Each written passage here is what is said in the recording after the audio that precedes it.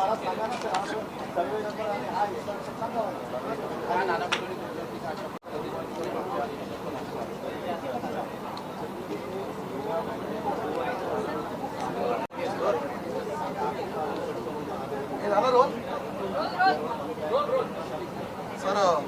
ग्रामीण भागातील जी बांधकामं असतात त्याच्या परवानग्यासाठी प्रचंड हेलपाटे घालतात. तो प्रश्न आज अनेकांच्या होता. काय त्यामध्ये तुम्हाला उत्तर मिळालं? खरं तर आपल्या महाराष्ट्राची जी रचना आहे ती ग्रामीण आणि नागरी भाग, शहरी भाग अशी रचना आहे. आणि ग्रामीण भागातल्या नागरिकांना जेव्हा बांधकाम परवानग्या हव्या असतात तेव्हा गावठाणाच्या आतमध्ये जर तो रहिवासी राहत असेल तर ती परवानगी ग्रामपंचायत देते, पण त्याची पूर्व परवानगी घेण्यासाठी मात्र त्याला जिल्हा स्तरावरती ADTPकडे जावं लागतं. आणि त्यामुळे त्याला शेकडो किलोमीटरचं अंतर त्या ठिकाणी कापावं लागतं. त्या ठिकाणी तो ग्रामपंचायती राहतो आणि जर गावठाण क्षेत्राच्या बाहेर राहत असेल तर दोनही परवानग्या, पूर्व परवानगी आणि अंतिम परवानगी, या दोन्ही जिल्हा स्तरावरती जिल्हाधिकारी आणि ADTP यांच्या माध्यमातून मिळतात. मग त्या हद्दीला लागून जे शहरी क्षेत्र आहे तिथे मात्र आमच्या नागरिकांना त्या परवानग्या शहरातला जो नगरपंचायत किंवा नगरपालिकेचा टाउन प्लॅनर किंवा ATP असिस्टंट टाउन प्लॅनर यांच्या माध्यमातून पूर्व परवानगी आणि CO च्या माध्यमातून अंतिम परवानगी मिळते. म्हणजे हाकेच्या अंतरावर जर शहरात परवानग्या मिळू शकतात, पण त्या हद्दीला लागून असलेल्या ग्रामीण भागात मात्र शेकडो किलोमीटर दूर जावं लागतं. हे अन्यायकारक आहे. आणि त्यामुळे मी मागणी केली होती की जर का UDCPR संपूर्ण राज्यासाठी एकच आहे, युनिफाईड आहे, त्याच आधारे जिल्ह्यात बसणारे ADTP परवानगी देतात ग्रामीण भागासाठी आणि शहरातले टाउन प्लॅनर त्याच आधारे परवानगी देतात. एकच नियमावली आहे. मग ती ग्रामपंचायतीच्या आमच्या ग्रामस्थाला परवानगी जर त्याच तालुक्यातल्या नगरपंचायत किंवा नगरपालिकेच्या ATP किंवा टाउन प्लॅनरनी दिली तर त्याचं काम सोपं होऊ शकतं. दुर्दैवाने ह्या परवानग्या दूर जावं लागत असल्यामुळे मग आमचे गावकरी मंडळी, ग्रामस्थ मंडळी, नागरिक त्या परवानग्या घेणं टाळतात. एवढ्या दूर जाणं आणि अडचणीचे सगळे विषय असल्यामुळे टाळतात आणि मग बिना परवानग्या बांधकामांना सुरुवात होते. मग शहराच्या आसपास ग्रामीण भागात जी आपण बांधकामं बघतो, भविष्यात मग आपलीच मंडळी त्याला अनाधिकृतच्या व्याख्यामध्ये बसवण्याचा प्रयत्न करतात.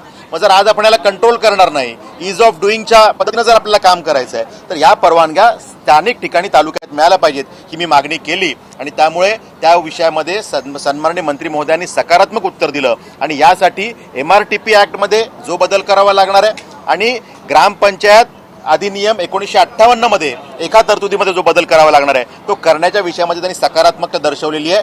जेणेकरून आता हे घडलं तर त्या परवानग्या शहरातल्या नगरपालिका, नगरपंचायतीच्या असिस्टंट टाउन प्लॅनर किंवा टाउन प्लॅनरकडनं मिळू शकतील. आणि अंतिम परवानगी गावठाणाच्या आतमध्ये ग्रामपंचायत आणि गावठाणाच्या बाहेर स्थानिक स्वराज्य संस्था म्हणजे पंचायत समिती यांच्या माध्यमातून ह्या परवानग्या मिळतील.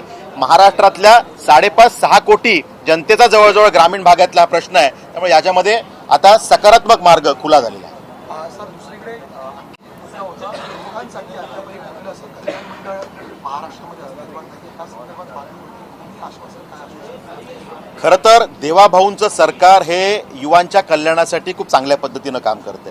अनेक चांगल्या योजना राबवल्या जात आहेत.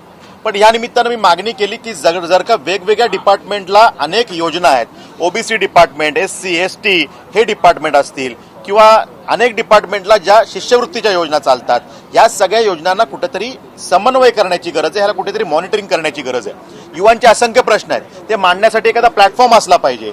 आणि हे असण्यासाठी जर का महिला आयोग असू शकतो, जर का SC ST समाजासाठी एक स्वतंत्र आयोग असू शकतो, त्यांना न्याय प्रक्रिया सोपी होण्यासाठीची जर का व्यवस्था असू शकते, तर या राज्याचं भवितव्य ज्यांच्यावर आधारित आहे असा देशाचा आणि राज्याचा आपला कणा असणारा युवा यांच्यासाठी पण असा एखादा आयोग किंवा बोर्ड असला पाहिजे. म्हणून महाराष्ट्र युवा कल्याण बोर्ड असावा, त्याची निर्मिती व्हावी ही मागणी मी त्या ठिकाणी केली. आणि सन्माननीय मंत्री महोदय मंगलप्रभाजी लोढा यांनी यात सकारात्मक उत्तर दिलेलं आहे. आणि मुख्यमंत्री महोदयांशी चर्चा करून यात सकारात्मक पद्धतीनं कसं पुढे जाता येईल या विषयात त्यांनी सकारात्मक उत्तर दिलेलं आहे. युवांना आणि विद्यार्थ्यांना जे असंख्य प्रश्न आहेत त्यांना त्यांचे अडचणी म्हणजे जर का परदेशात शिक्षणासाठी जायचं आहे, नोकरीसाठी जायचं आहे तर ती युनिव्हर्सिटी ऑथेंटिकेट आहे का, मी ज्या ठिकाणी नोकरीला चाललो ते ठिकाणी योग्य आहे का, तिथे गेल्यानंतर आमचे विद्यार्थी त्यांची फसवणूक होते, मग आर्थिक फसवणूक होते, त्या युनिव्हर्सिटी ऑथेंटिकेट निघत नाहीत. किंवा इथे काम करताना सुद्धा कामाच्या ठिकाणी त्यांना वेतन विषयात फसवलं जातं, त्यांना त्या ठिकाणी कामाच्या विषयामध्ये बॉन्ड साईन करून घेतले जातात आणि त्या कंपन्यानंतर त्यांना कायदेशीर कचाट्यात पकडतात. असे अनेक विषय आहेत. किंवा 10वी 12वी ग्रॅज्युएशन नंतर नक्की काय करावं, काय संधी उपलब्ध आहेत, एखाद्या जिल्ह्यात जर काही इन्व्हेस्टमेंट येत आहेत, पुढच्या 5 वर्षात जर काही इन्व्हेस्टमेंट आहेत तर त्याच जिल्ह्यामध्ये त्या विषयाची स्किल्ड मॅनपॉवर तयार व्हावी यासाठी सरकार काही समन्वय करणार का. अशा प्रकारचे अनेक विषय यात अंतर्भूत आहेत आणि त्यामुळे जर का या विद्यार्थ्यांवर वेळीच काम केलं तर त्या जिल्ह्यातच त्यांना रोजगार आणि व्यवसायाच्या संधी उपलब्ध होऊ शकतात.